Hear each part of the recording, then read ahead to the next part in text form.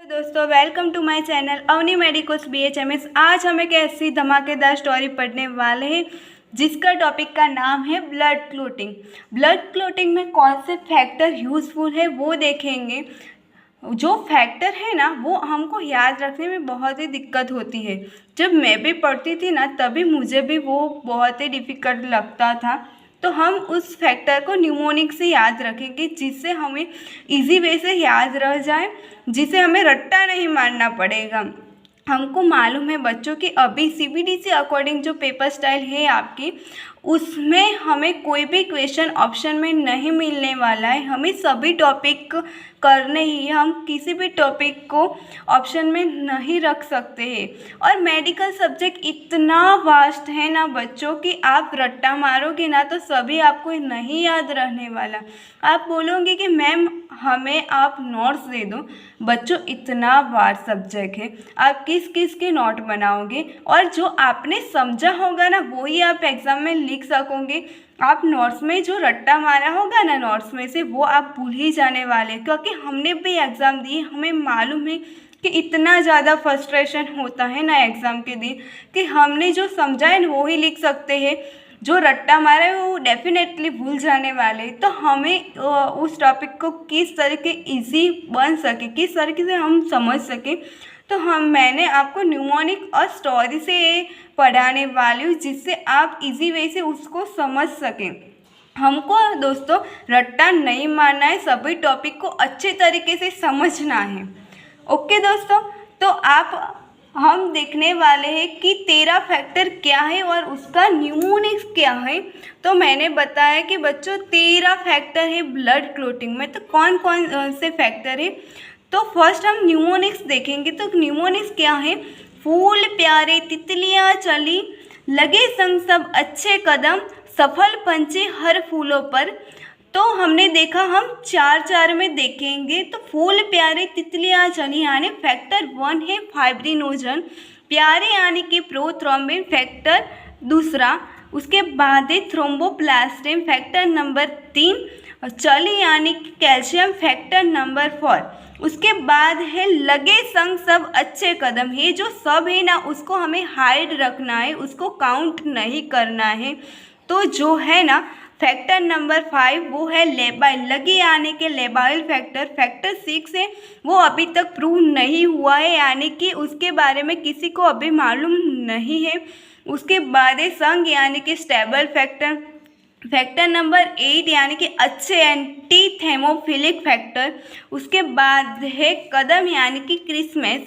उसके बाद हमने देखा सफल पंछी हर फूलों पर यानी कि सफल यानी कि फैक्टर नंबर 3 स्टोर्स फ्लावर्स। उसके बाद है फैक्टर नंबर 11 यानी पंछी यानी प्लाज्मा थ्रोम्बोप्लास्टिन। फैक्टर नंबर 12 यानी कि हर हैगमैन फैक्टर। उसके बाद है फैक्टर 13 फूलों यानी फाइब्रिन स्टेबलाइजिंग। जो ये पर है ना वो भी हमें हाइड रखना है, उसको भी काउंट नहीं करना है। तो दोस्तों हम न्यूमोनिक्स याद रखेंगे। जब हम छोटे थे ना तब कविता पढ़ते थे, कविता को बार बार गुनगुनाते थे जिससे हम लोग इजी तरीके से उसको याद रख सकें। इसी तरीके से जब भी आप ये वीडियो देखो उसके बाद जब भी आप फ्री हो ना, यानी कि कुछ काम कर रहे हो, गेम खेल रहे हो, वो टाइम पे आप उसको गुनगुनाओ जिससे आपको इजी से उस याद हो सके और एग्ज़ाम में आपको ये याद आए। तो न्यूमोनिक क्या है बच्चों? फूल प्यारे तितलियाँ चली, लगे संग सब अच्छे कदम, सफल पंछी हर फूलों पर। अब मैम आपने बताया था कि आप ब्लड क्लॉटिंग को स्टोरी से समझाओ, तो क्या है स्टोरी? तो उसकी स्टोरी है कि एक बच्चा रास्ते से गुजर रहा होता है। बच्चों एक बच्चा था ना, वो रास्ते से गुजर रहा होता है, तभी वो गिर जाता है रास्ते पर और उसको चोट लगती है। क्या लगती है? चोट लगती है। तभी से उसको ब्लड बहने लगता है, बॉडी से ब्लड बहने लगता है। तभी 2 पाथवे शुरू होते हैं। कौन कौन से पाथवे? तो फर्स्ट है इंस्ट्रिंसिक पाथवे, दूसरा है एक्सट्रिंसिक पाथवे। कौन सा है? इंस्ट्रिंसिक पाथवे और एक्सट्रिंसिक पाथवे। मैम ये पाथवे क्या है? इंस्ट्रिंसिक और एक्सट्रिंसिक दोनों में फ़र्क क्या है? तो इंस्ट्रिंसिक पाथवे है ना बच्चों, वो एपिथेलियल डैमेज, यानी कि हमें मालूम है कि जो ब्लड वेसल्स है ना वो एपिथेलियल वॉल से बनी होती है। यानी कि जो अंदर से डैमेज हुआ है उसको हम इंट्रिंसिक पाथवे बोलेंगे, और जो बाहर से डैमेज हुआ है यानी कि जो टिश्यू है ना वो डैमेज हुए हैं उसको हम बोलेंगे एक्सट्रिंसिक पाथवे। जो इंट्रिंसिक पाथवे है ना उसमें जो डैमेज अंदर से हुआ है तब भी उसी वक्त एक्सपोजर होता है कोलेजन फाइबर का। किसका एक्सपोजर होता है? कोलेजन फाइबर का। तभी फैक्टर 12 आता है। कौन आता है? Factor number 12। वो इनएक्टिव फॉर्म में होते हैं पहले, लेकिन जो कैलिकैरिन है और हाई मॉलिक्यूलर वेट किनोजेंस फैक्टर है वो फैक्टर 12 को एक्टिवेट करते हैं। क्या करते हैं बच्चों? एक्टिवेट करते हैं। तो फैक्टर 12 है ना वो कोलेजन फाइबर, कैलिकैरिन और हाई मॉलिक्यूलर वेट किनोजेंस की प्रेजेंस में वो एक्टिवेट होता है।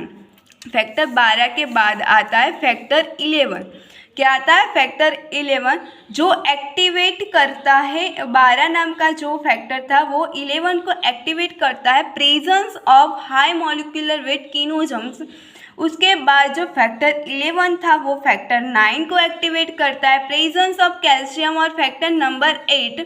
उसके बाद जो फैक्टर 9 है वो फैक्टर 10 को एक्टिवेट करता है प्रेजेंस ऑफ कैल्शियम। तो बच्चों हम इंट्रिंसिक पाथवे में क्या याद रखना है कि जब भी इंट्रिंसिक पाथवे में बात हो तभी हमको एक नंबर याद रखना है, 12, 11, 9, 10। क्या? 12, 11, 9, 10। 12 यानी कि फर्स्ट फैक्टर आता है 12 नाम का जो एक्टिवेट होता है कोलेजन फाइबर्स, कैलिकैरिन और हाई मॉलिक्यूलर वेट किनोजेंस। उसके बाद आता है फैक्टर नंबर 11 जो एक्टिवेट होता है हाई मॉलिक्यूलर वेट किनोजेंस। उसके बाद आता है फैक्टर नंबर 9 यानी कि वो एक्टिवेट होता है कैल्शियम से और वो एक्टिवेट करता है फैक्टर नंबर 10 को।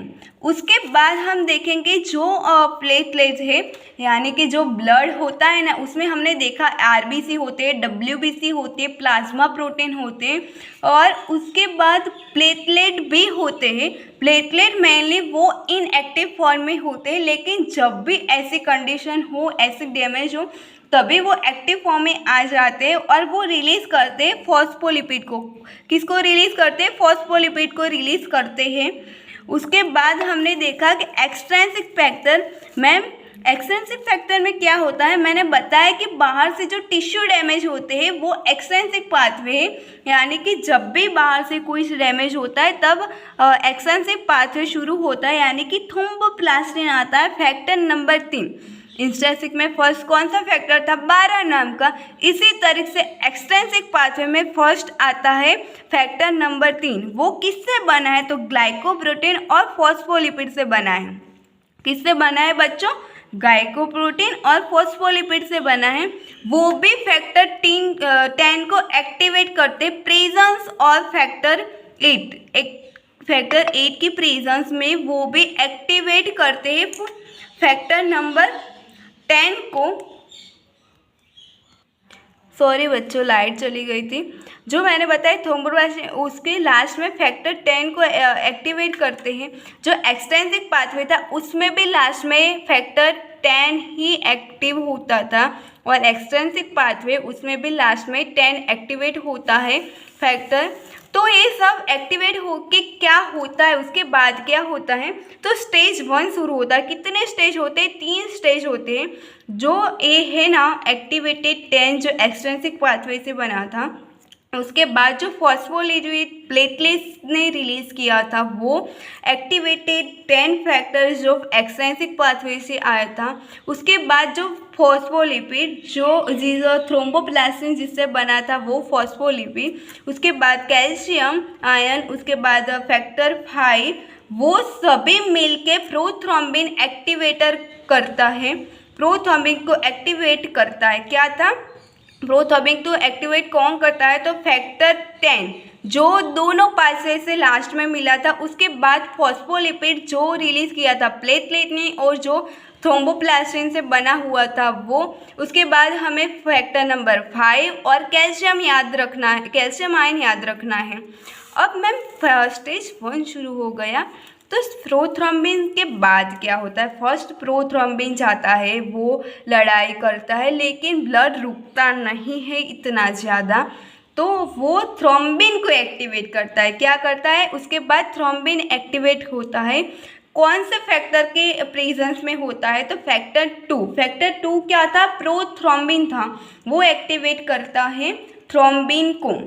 प्रोथ्रोम्बिन एक्टिवेटर एक्टिवेट करता है थ्रोम्बिन को। प्रेजेंस ऑफ फैक्टर नंबर 2, जो ये थ्रोम्बिन है ना, वो पॉजिटिव फीडबैक देता है। क्या देता है? पॉजिटिव फीडबैक, जिससे ये लड़ाई कमज़ोर ना हो, ज़्यादा से ज़्यादा तेज हो जाए।